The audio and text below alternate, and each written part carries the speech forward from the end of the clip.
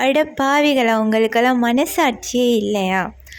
ஃபஸ்ட்டாக பெர்ஃபார்மன்ஸ் பண்ணின எல்லாருமே வெளியே இருக்கிறாங்க. ஆனால் பெஸ்ட்டாக பெர்ஃபார்மன்ஸ் பண்ணின எல்லாரையும் தூக்கி ஜெயிலுக்கு போட்டுட்டாங்க.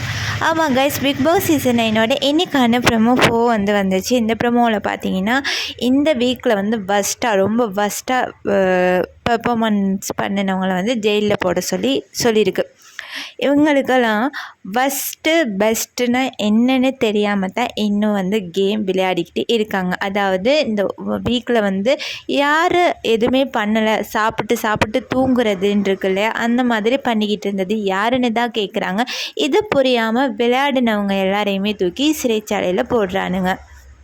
அது யார் செலக்ட் பண்ணியிருக்காங்கன்னா எஃப்ஜே அப்புறம் சாண்ட்ரா தான் இந்த வீக்கோட குயினே இந்த சாண்ட்ரா தான். இந்த நேற்று முந்தா நாள் எபிசோட்லாம் சாண்ட்ரா வேறு லெவலில் அவங்களோட டாஸ்க்கை பண்ணியிருந்தாங்க.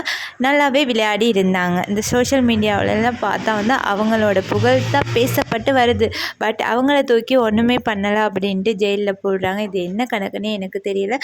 இதை பற்றின கருத்தை மறக்காமல் கமெண்ட் பண்ணுங்கள், லைக் பண்ணுங்கள், சப்போர்ட் பண்ணுங்கள் காய்ஸ்.